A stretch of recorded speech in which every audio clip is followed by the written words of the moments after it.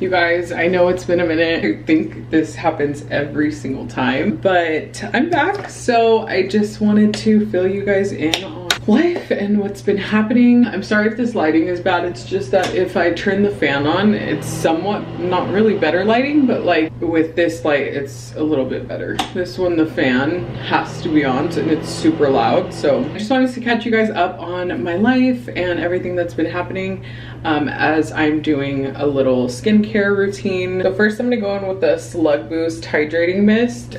I always cover the front of my hair because I feel like if it gets on my hair, like this part of my hair gets like super oily. Just squirt that on. This is the toner that I use, Bioma. I honestly love this one. It feels so good and like refreshing. So I just kind of like put that on. I feel like since the last time I came on here and gave you a little update of my life, it was so long ago and it was before a lot of things happened. Incredibly long story short, I was diagnosed with endometrial hyperplasia back in October of 2023. For a year, I dealt with the treatment to reverse that in order to be able to start IVF. So that was like a whole mission in itself. Really quick, I'm gonna go in with the Bubble Level Up Balance Moisturizer. It's really like hydrating though, I love it. So once I got my endometrial hyperplasia, which is basically pre-cancer in my uterus, and I believe that was due to my PCOS because I had irregular periods my entire life. My doctor even she told me, like, after she did the surgery, she said, I was 99% sure that you were gonna have cancer because of just how bad it looked inside of my uterus. So thank God it just came back as pre-cancer. Still wasn't the best outcome, but it was better than it being cancer. And then cut to February of 2025 this year, we finally were able to start with IVF. So we did an egg retrieval, which that's basically where I stimulate my body with a whole bunch of hormones in order to retrieve my eggs, and then they pretty much place it with my husband's sperm and make babies pretty much. We retrieved 33 eggs, and of those 33, I believe 21 of them fertilized. They fertilized into a little embryo, but we ended up with 14 embryos genetically tested and everything, and they were all normal. We had to wait a little bit after that, let my body like heal, do its thing, and then also what I just put on right now, I just before I keep going, the Sun Touchable Elf. It's like it's a makeup primer and it has like sunscreen in it. I really like it. I'm gonna go in with, so this is About Face. I believe this is Halsey's makeup brand. Once we like got the all clear from our doctors and everything to continue with an embryo transfer, that was in the beginning of March that we had to start the whole process to do an embryo transfer. It took like in total about a month of shots to finally get to the transfer. So we did a whole bunch of shots the end of March, and then the beginning of April we were doing shots every single day. Estrogen shot, Lupron, which is like suppressing shot. That one I was doing for like a month in my stomach. The estrogen shot was intramuscular into my like upper butt hip area, which was so extremely painful. A week before transfer, we did the progesterone oil. It's the same thing, it's intramuscular. I still feel pain from those injections in that site in my body. So we did the embryo transfer finally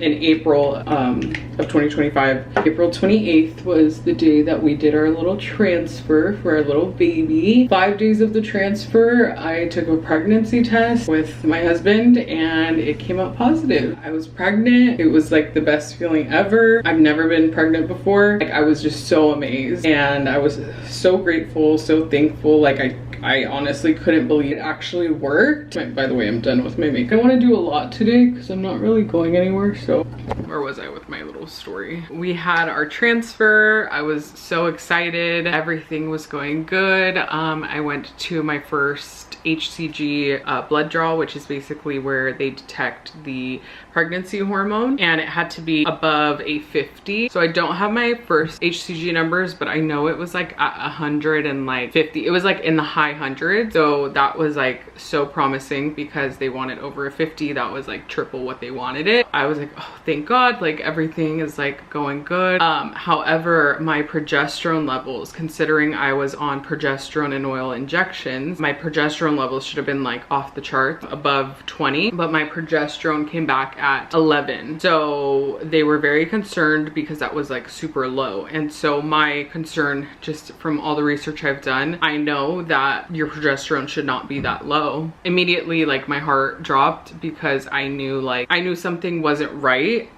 because you know, you want to go in and like you want to hear like everything looks great, you know, there's nothing that is concerning and everything looks good and blah blah blah. And like, because there was that little thing that like seemed a little bit like, whoa, why isn't this where it's supposed to be? I spoke with my husband, I told him what it was, and he just basically said like, you know, I think it's just because like you're taking the progesterone injections and that's all your body's like getting, is what the progesterone injections are giving your body. I follow other IVF moms and none of them have ever said their progesterone was that low when they got pregnant. I follow a mom that her progesterone for the first blood draw was at like a 75. Mine was at 11. So that just goes to show you how low mine was. But obviously like my HCG was rising and everything else looked good. So, you know, I just tried to keep faith and I tried to, you know, stay positive. Obviously my husband was like, everything will be okay. So my second HCG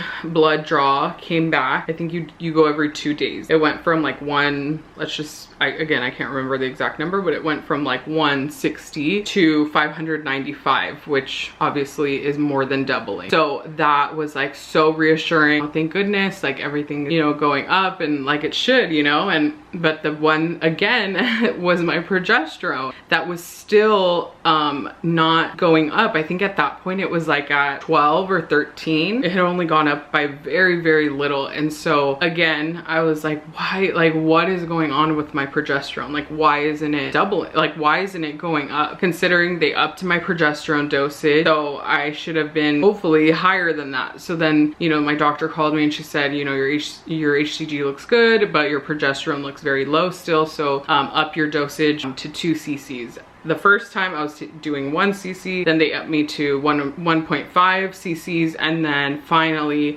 they said, okay, just start doing 2 cc's. That way your body could get like more progesterone. Trying not to freak out, but of course I had my moments of like, again, why is this not going the right way as far as my progesterone? I tried to have the best positive attitude that I can. I mean, like obviously I was so concerned, but it's my first, you know, baby, I'm pregnant, like that's like a huge successful milestone in itself, considering like my hyperplasia and everything that I've gone through. We went ahead with telling our families and our extended families, like, you know, immediate like extended family, and you know, everyone was so happy. I celebrated my first Mother's Day as a mother being pregnant, and so that was amazing. Like I can't even like explain the feeling of just being a mother and feeling like finally not feeling sad on Mother's Day. This is happening, like I'm pregnant, like I'm carrying our baby. Like it was the best feeling ever. So the third blood draw came around and my HCG was at 1,583, which again, the time before that, it was at 595. So again, it tripled. So I was like, okay, like we're going in the right direction, you know? Then she told me that my progesterone got all the way up to an 18. But again, they wanted to see it at 20. In my heart, I'm like, what is wrong? Like, what is wrong with me? Like, why is my progesterone not rising? Like, what is happening? So I just, you know, I did the best I could to just keep going, keep moving forward. My sonogram wasn't supposed to be until I was like closer to 7 weeks, which I had like a little feeling that I'm like, I need to tell her like, we need to do it like sooner, because I wanted to see my baby on the ultrasound just to like make sure everything was okay. Like if we need to do something else, like let's be proactive and like do it. But obviously, like, you know, I was like, you know what, no, like everything will be fine. I'll make it to 7 weeks. We'll do the ultrasound. Everything's gonna be okay. So 6 6 weeks rolled around and I was like, you know what, like I can't take this. I'm just gonna go to like one of those little like private ultrasound places. They can do like a ultrasound on the stomach. I just want to make sure everything is okay. Scheduled that little ultrasound on May 17th. There's a little butterfly. It's my baby girl. And then the next day came, which was May 18th. Trigger warning. This is gonna be kind of maybe like a little bit detailed about my miscarriage. I was just sitting here on my couch and I was laying down and I was just having like a moment of like, is everything gonna be okay? You know, like my progesterone and like, is it, like I haven't seen the baby. Like, you know I'm pregnant, but like I need to see the ultrasound. I need to make sure everything's okay. Like we need to like verify that baby is there. That way we could like take the proper steps to up my progesterone. Like let's do something else. But of course, like the fertility clinic didn't really like, they were just having me wait until 7 weeks. It was really frustrating. So I just had like a moment of just like sadness and I cried and I was, you know, here with my husband laying down and I was just crying and I was like telling him like, you know, I just like have this weird feeling that's like something is not right. Like, and he just, you know, he always reassures me and he says like, everything's gonna be okay. Everything's gonna be okay. Like, you know, like you're pregnant and like, yeah, your progesterone is low, but like, look how your HCG is rising and like everything is looking good. And like, he just like was reassuring me and everything. And I had just used the restroom like right before we were having that conversation and everything was like completely fine. No cramps, no nothing. And then that's when like I laid down and we were having that conversation and, you know, he was telling me everything's okay. And I was just like, I just want to see the baby. I want to make sure like everything's fine. I just felt this like gush, small little gush. I would say like discharge, like something came out. And like he was still talking to me and telling me like everything was gonna be okay. And like I just like told him like I need to use the restroom. And I got up and I went to the restroom and I pulled down like my underwear and there was literally just like huge like blood stains, like dark blood. I immediately obviously like started crying again. And I always call my husband, I call him my love. I don't call him by his name or any other like nickname or anything. I just like literally yelled out like, Jeff. And he came to the restroom and I said like, open the door, like come in, like it's fine, just come in. And as soon as he opened the door, like he saw like my underwear. I just could feel like, again, if this is triggering to you, like please like skip over this part. But I could just feel like really big stuff coming out, not just like liquid but other things pouring out of me. Like it was literally from 1 second to the next, like the floodgates literally opened and it was just like my husband literally says too, like I have never seen that much. And it was just it continued like that. I called my mom on the toilet and I told her like I'm bleeding, and my sister was just so happened to be at my mom's house, and so she heard and she said, you know, like it's really normal, like people bleed in pregnancy. Like she's had 2 kids, and so she told me like, you know, people bleed all the time, you know, like it could just be something, you know, it doesn't mean like miscarriage, you know. But like we already knew like at that point in time with the amount of blood that was coming out. If it was just like spotting, I could maybe be like, yeah, like this might be just something, you know, like not a miscarriage. But obviously, you know, like I still prayed and I put on a pad, I put on underwear, and we drove to the emergency room to get checked out. When I was there, it was very traumatizing because the entire time that I was there, it was just, I was in the restroom like the entire time for the first like 2 hours that I was there. My husband, he came in with me. My battery died on my camera, which is dumb because like this battery is like, it was fully charged. He just, you know, he helped me clean up, and you know, we waited. I think we were there for like 7 hours before they could finally see me, which in my head, I thought this is very urgent, you know, like I'm pregnant. You know, by that time I was getting very intense cramp. I thought like they were gonna take priority over like other people. Like I'm not saying like, oh, me, like I need to go first, you know, but like pregnancy and like child related, I think that they should prioritize those things. Very frustrating because we were there for so long waiting to get this ultrasound. We kind of already knew what happened, but you know, we needed to like verify it. So I went into the ultrasound room. The doctor did an ultrasound. She couldn't tell me anything. She told me the doctor would be with me to explain the result. Finally, the doctor comes in. She just goes, so, you know, the person that did the ultrasound, you know, she looked and looked, but there's no baby in your uterus.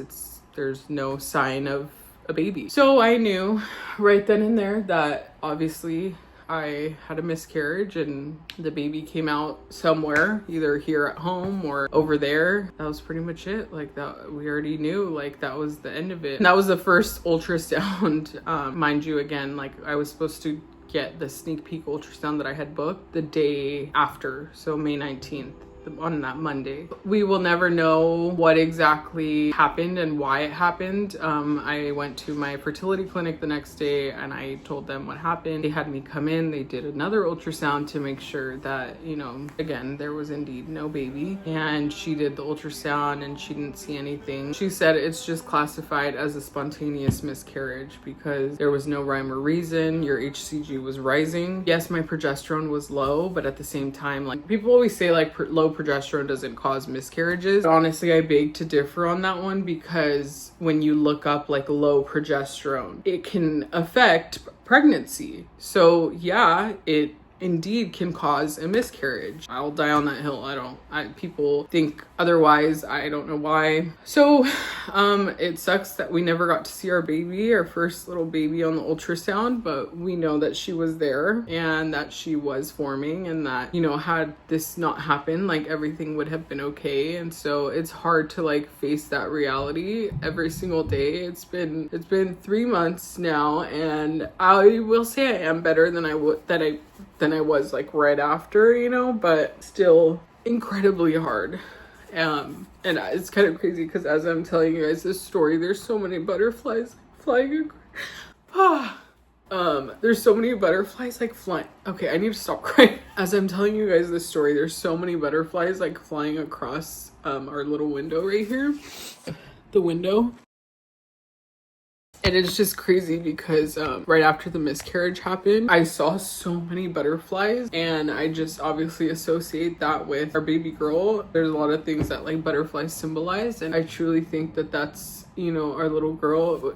If you don't know, it was a girl. We chose to transfer a girl embryo just because my husband and I really want to have a baby girl. And obviously we wouldn't mind a little baby boy, but you know, that's just what we just both picked a girl. And so that's what we went with. Crazy that all the little butterflies are flying by. Cute butterfly. I actually want to get a tattoo right here and I was supposed to, but have a procedure on Friday it's my like post miscarriage procedure to check out my uterus and make sure like everything looks fine in there. I need to get another biopsy to make sure that my hyperplasia, the precancerous cells, that they aren't back. Because if they are, I would need to do treatment again to clear that before we can do another IVF transfer. So there's a lot riding on this procedure on Friday and the biopsy. So one thing I will say is like with this next round of IVF, I want to be a lot more open in real time because the last time I delayed every post because I didn't know what the outcome was going to be. I didn't know if it was going to work. I didn't know what was going to happen. And honestly, with the way that everything ended, I just feel like there's no point in delaying everything because at any point in time it can end badly or it could go completely fine and everything could be completely good and I could, you know, have the baby. So I do want to share more in real time on, you know, my TikTok and everything. That's where I post the most. I didn't think that this was gonna be such a long video. I want to do more like get ready with me videos or day in the life or like vlog style videos. So I'll definitely be doing that. Thank you guys for hearing me out. If you guys stayed this long, it was a long video. So thank you for watching and I will see you guys in my next one.